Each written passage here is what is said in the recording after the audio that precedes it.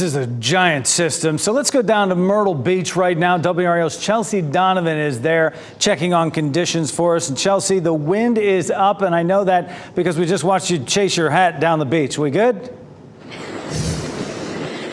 Yeah, we're good right now. Of course, the minute we step out of the car, we're feeling those wind gusts. I just looked at my phone. We're getting some gusts of about 38 miles per hour, and suddenly the rain is starting to come down. There is virtually nobody on the beach, and that is because, as the mayor put it this morning, the beaches are closed. The surf is just too rough. Of course, they're concerned about storm surge. We've got a double flag warning here in the city of Myrtle Beach. Just to orient you as to where we are, we're kind of on the northern strand. If you look up the beach, there's a couple folks taking pictures. A lot of people planned their vacation for this week before the kids go back to school.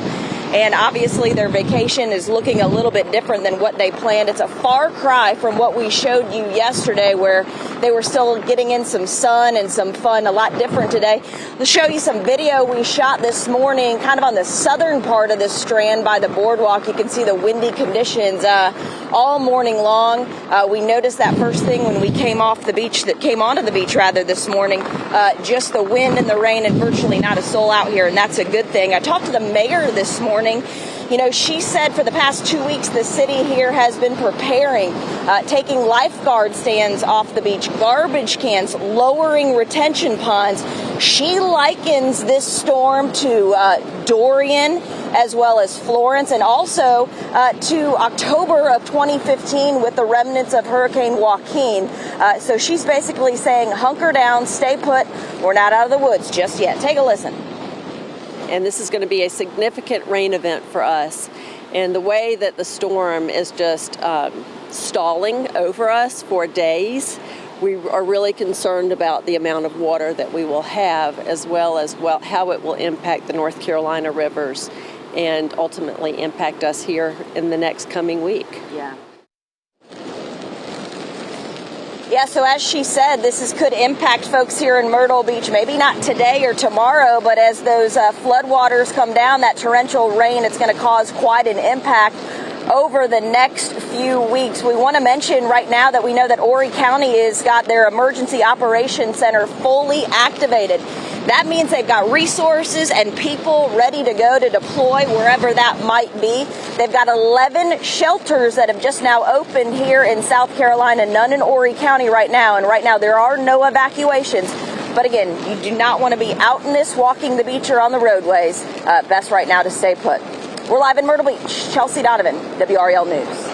We could start to see some heavy downpours later today. The rain is starting to fill in after drizzle this morning. Meteorologist Elizabeth Gardner in the WRAL Severe Weather Center, a much more active radar right now. Yeah, really starting to see the coverage increase considerably. Some steady rain here in the eastern part of the state is now spreading in across our viewing area. Not a lot of lightning with this. There's some pockets where it's a little bit heavier. We'll move up here to parts of Franklin County, past Lewisburg, over toward Creedmoor, Wake Forest, Rollsville. We're seeing all of this move from east to west. That's not the typical way we see rain moving across our area, but the center of the circulation of the storm is down to the south, and it rotates counterclockwise, and so that's why the rain is moving in this direction, and we'll continue to see it filling in. Look at Amy. They are moving along past Lumberton up I-95. We'll take a look. They just drove through this rain band. We're going to take a live picture there, and you can see that the rain has tapered off just a little bit as they're moving out of that rain band and up on north, up toward Fayetteville and Hope Mills. It looks like everything's moving along just fine out there on I-95, but look at all the water standing on the side of the road. You can tell there has been a lot of it out there, so just be careful if you're going to be traveling. Note that tonight and tomorrow, you want to stay put if you can, because that rain's really going to pick up in intensity. So thanks to Amy and Jamie for being out there on the road for us.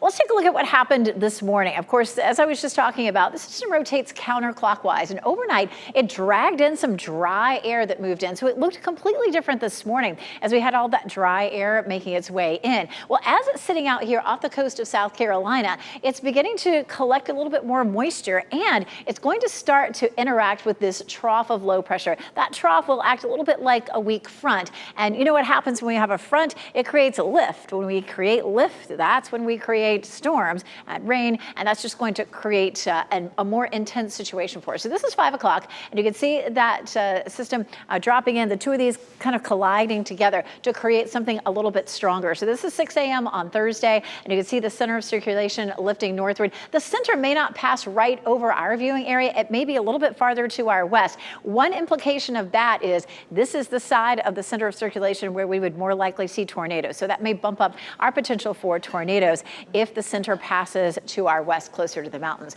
For the rest of the day today, we're going to continue to see the rainfall gradually increasing. But boy, we get into some really heavy rain late tonight and early tomorrow morning. There's 6 a.m., there's lunchtime, there's 5 o'clock. Some of the heaviest rainfall totals may be back across parts of the Piedmont and the foothills, but we're going to see plenty of it that could cause some flooding as well. Around the Triangle, an additional 4 to 6 inches. We've already seen over an inch of rain in the Triangle. And then down in Fayetteville, 5 to 7, Clinton 5 to 7. There's already been 2 inches of rain down there. So just more of this to come. Our chance for tornadoes today in our viewing area is fairly minimal, but tomorrow we have this level 2 risk that's going to be from Goldsboro northward up the I-95 corridor. But really anybody east of the Triangle has a decent chance of at least an isolated tornado or two. Let's talk about those rivers. The forecast has dropped a little bit. This is great news for the Lumber River at Lumberton. This is an area that floods so easily. It's looking like moderate flooding. Starting now all the way through Friday. We take a look at the Neuse River at Clayton, and it's likely to come up to minor, almost moderate by early Friday morning. It may climb a little bit more. The Neuse River downstream at Smithfield is likely to be up to moderate flood stage on Saturday, and so is the Neuse River at Goldsboro.